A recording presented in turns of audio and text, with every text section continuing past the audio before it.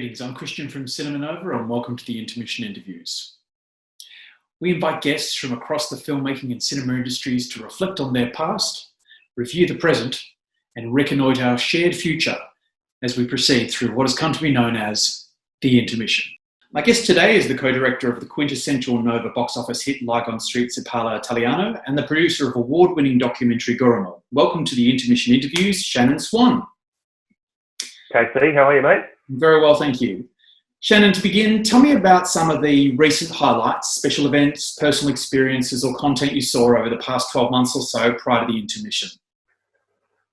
Well, if you look at my industry, the doco sector, I think 2019 was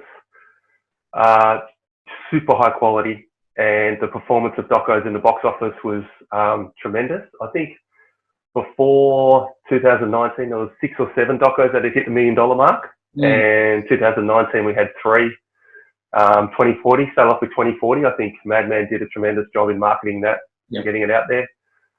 Followed by Mystify, which was a great film. I actually saw it at the Nova, so thanks for having me. And then The Australian Dream, obviously brought that home. So to have 3 docos hit that audience is incredible for our sector. And then I think if I look at a moment, I don't know, did you go to the MIF opening with The Australian Dream?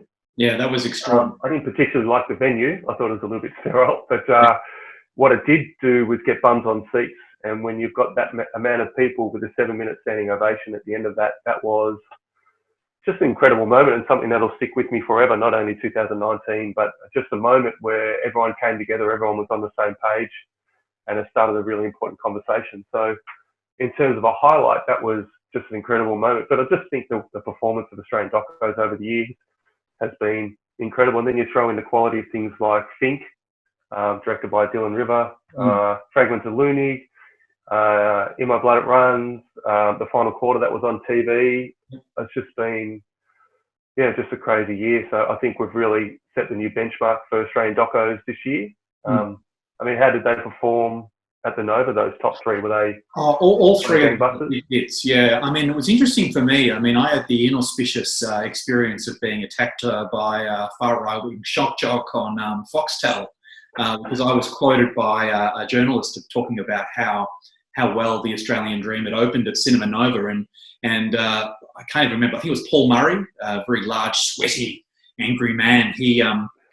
He was very upset about the idea that the Australian Dream might have been a hit in bourgeois Carlton.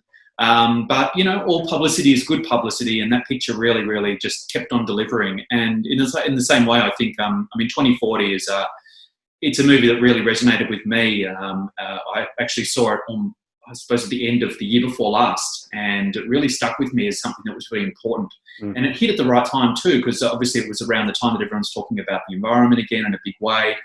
So hopefully this is a movie that people will rediscover. And as you say, I mean, Mystify was just such an elegantly well-made film, and Richard Lowenstein had clearly been making that picture for such a long time in his head. It was great to see it get it on screen. And I think that perhaps one of the things for me that really stood out about Mystify was the fact that a movie that obviously would have meant so much to him as somebody who knew Michael Hutchence closely, for him to be able to make a compact film, a film that really struck all the right notes without feeling overstuffed and really kind of let you get to know the man that he obviously knew, I thought that was a really great achievement. Yeah, it's an incredible film. I mean, the fact that, if you look at the 5 films that were nominated for actors, any other year, any one of those films would have won. That's how incredibly packed it was.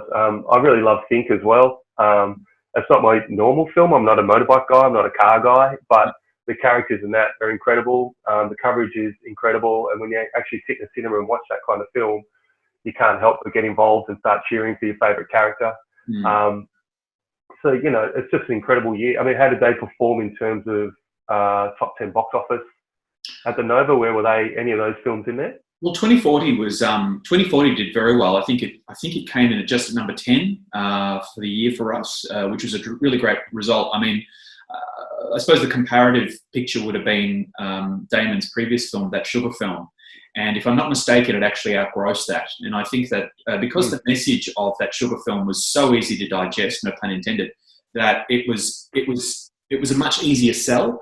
This, which is kind of like a casting about the future and thinking about what might be, could have been saying that people went, oh, look, I feel like I've really seen enough movies about that. I don't need to see that again. But people came and saw it, and they saw it in a big way. So I think that was a really great success.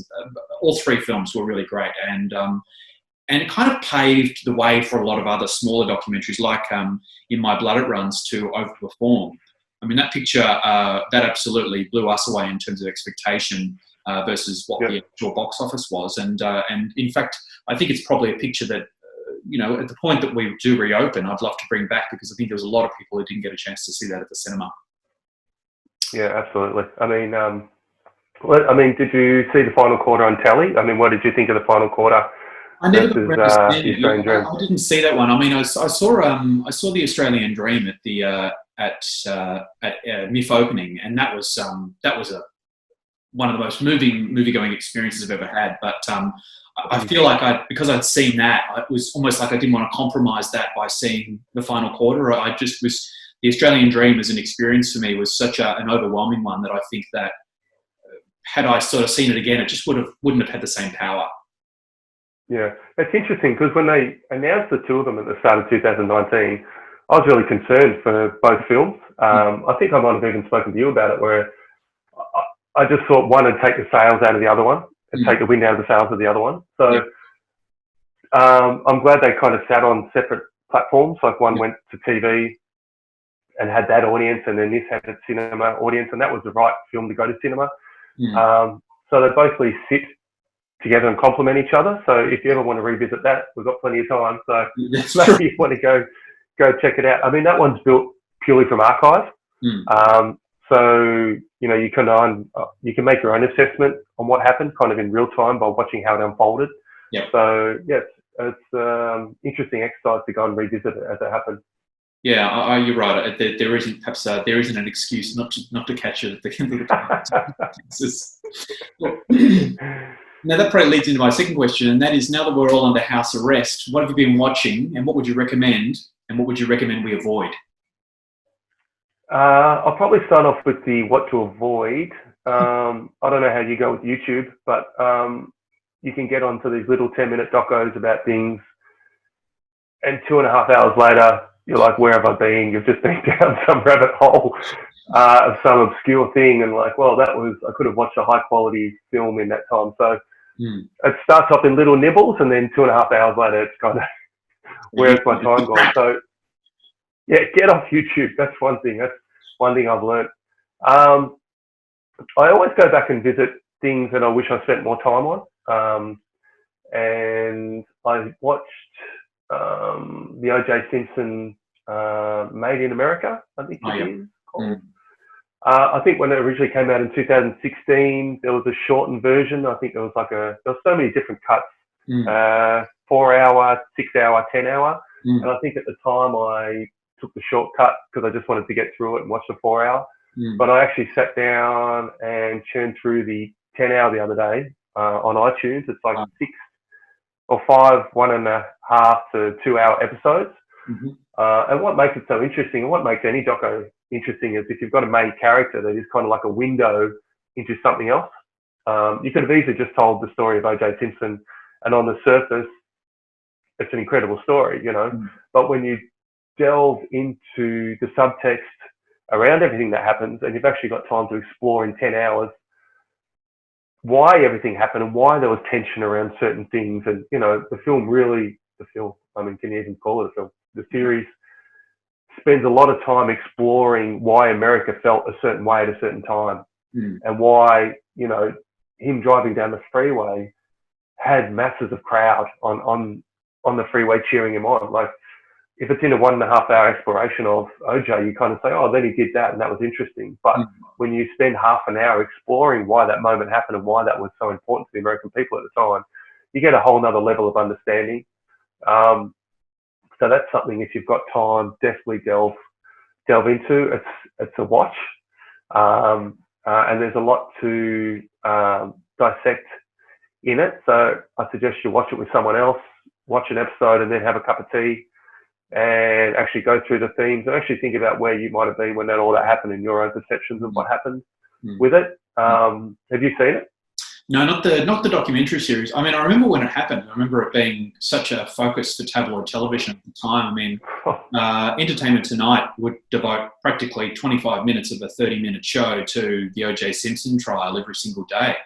But I did actually catch the Ryan Murphy produced drama series a while ago, which may be on Netflix, about the same story. And I mean, it's played as melodrama, but Jesus, it's such an entertaining and a fascinating story. And the people that are caught up in it, who you watch it and you kind of like, these are people who then later on became people like the Kardashians and who defended corrupt politicians and stuff like that. I mean, it's one of those movies one of those occurrences where it's such a coming together of people who then went off and did all these other extraordinary or evil things, that it's almost like a nexus point in terms of popular culture, and it's worth exploring. If you're not familiar with the story, it's a fascinating tale.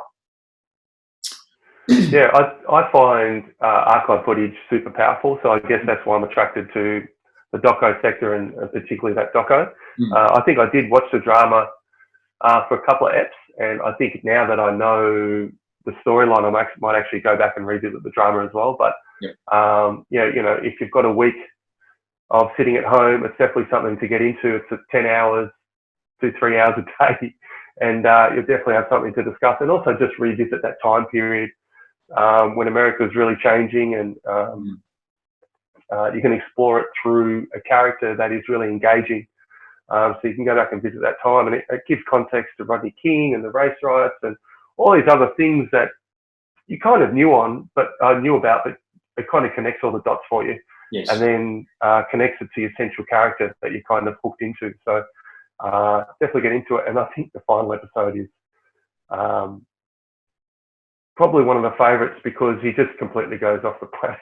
He just goes to the next level and becomes a rap artist, and he does all these things, and he also almost confesses to the whole thing on live TV, so which I didn't know existed. But definitely one to go back and check out. I also went back and checked out Sherpa, which is Jennifer Peden's film, which I watch every couple of years. Shot by Hugh Miller, just incredible. One, the cinematography is incredible, and then when you combine that with the storyline of what happened, and then when also in the news this year around Everest becoming so commercial, it's just a great film. I think 2014 maybe, but just beautifully directed, beautifully shot, and an Australian doco that I think is just in the top 5. It's an absolute classic, and definitely something you should go and check out if you didn't see it in the first place. Yeah, a great film, a really fantastic film that is quite disarming, I think, and opens up your eyes to a world that you've really got no real understanding of, just in terms of how obviously that part of the world has just become so reliant upon tourism and the people who risk their lives in order to just basically give people a good time. Yeah. It's amazing. Yeah, that's a great one. And the other one that this is interesting because The Nightingale. I was on a plane across to New York. I've got a project that's happening in New York at the minute, not right at this minute, but last year. And I started watching The Nightingale, and in the first 10 minutes is that incredible scene that kind of floors you. I didn't actually watch it after that on the plane. I mean, I'm not a great flyer, so I was already super anxious. And then when you put in that watching the start of that film, I was just like, I might watch something else. So I never actually got to finish it. So I watched it the other day, and it's one of those incredible Australian film, and just super powerful. And one of those films that a lot of people might have missed at the cinema. It's kind of like Sweet Country, where it was lauded in the awards and by critics, but it's not really a film that you can recommend because it's so intense and so full on. So word of mouth on those films. I think Sweet Country only did about $2 million in the box office, although won all these awards overseas, and I think Nightingale would have done about the same. I would have thought a bit less. I would have thought it did a little bit less at the Australian box office, but certainly a picture in terms of its craft and its storytelling. I mean, Jennifer Kent is an amazing Australian filmmaker, and I'd be really interested to see what she's doing next. Yeah. Yeah, so I think it's one of those films that you might not have gone to the cinema because someone might not have recommended it to you because it's such a full-on film. But if you've got time, definitely check out both those films while we're in lockdown. Yeah, good idea. Good recommendations. So thinking ahead now, I mean, the COVID-19 crisis has been a huge interruption for us all. Thinking about film production and cinema going, sort of what do you think, how do you think that our industry kind of recovers from this moment, or how does it emerge from this moment? We're kind of in a forced think tank, I guess. I know production has stopped, obviously, and that means that the funding bodies will be able to push funding into development, into scripting. So I was speaking to Film Vic the other day, and they said basically they're coming up with channels and programs that is going to aid development. So for documentary filmmakers, it's really time to sit down and actually really nut out your treatments and really explore those stories that you always thought you were going to get to. So I think over the next 3 to 6 months is going to be an incubation period of some just unbelievable products that'll come out, not only in documentary, but imagine all those script writers now who have finally got the time to sit down and do their second, third, fourth drafts. Musicians, painters, anyone in the arts that is actually sitting down and using that energy or anxiety or stress and taking that out on their artwork. It's kind of exciting, really. We've probably never had an incubation period like this before. And I think with that extra funding in development, those extra ideas to actually sit down and think about them and explore them and really put them through some sort of robust process, I think we're going to get some incredible work in the next 6 to 12 months through the pipeline. Obviously, there's going to be a delay on that because something I'm developing now is still going to take me a year to make and 18 months to market. So you might have to be a little patient, Kristian. But I think you're going to see some just incredible work come out of this period. But yeah, in the meantime, you're going to have to go revisit the classics, I think. Yeah, no, you're right. Yeah, you're right. And I think also there's some projects that are in post-production, like I'm currently editing something that Eddie Martin and I are working on, and Eddie welcomes that edit time because what it's really going to do is fine-tune those scenes that we're working on. That 13 weeks that we kind of have, or 16 weeks for doco, you've kind of set yourself aside to edit. You've basically got 3 to 6 months to really explore everything and just squeeze every little bit out of the story that you've got. So I think the quality of what you're going to get is going to be next level. So you might have to wait a bit longer, but I think it'll be worth the wait. Yeah, I think you touch on two really good points there. I mean, one, how does storytelling change as a result of the zeitgeist, what people are going through? Because I suppose those people who are old enough to remember would look back on, say, the aftermath of September 11 and how the cultural change caused by September 11 ultimately led to a lot of different stories that otherwise probably wouldn't have been made, being told. And then also addressing how the opportunity to do more drafts, because I mean, one of my kind of criticisms of Australian films a lot of the time is that the script needed a bit more work.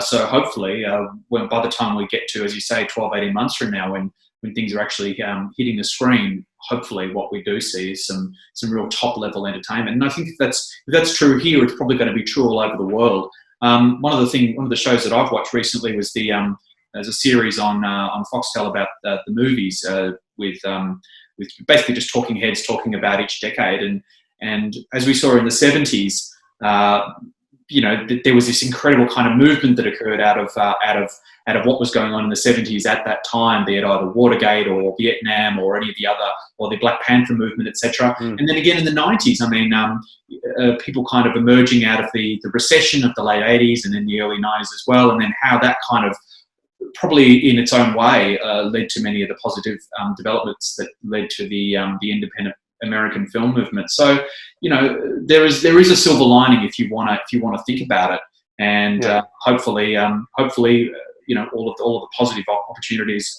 do wind up being the reality. What do you think is going to happen with cinema goers? I mean, I saw what's the Kelly Gang? What's that film? I know just got released for $29.95. I mean, what did you think about that move? Look, I mean, I haven't seen the Kelly Gang film that you're referring to. I know the film played on Stan. I think it's available to watch on Stan now. But people who have seen it have said that it was a challenging film, a film that perhaps was a little bit different to what a lot of people would have anticipated. And so, if indeed the opportunity that was available to the filmmakers to bring that to a wider audience through a streaming service was the right thing to do in their view, then I think that's fine.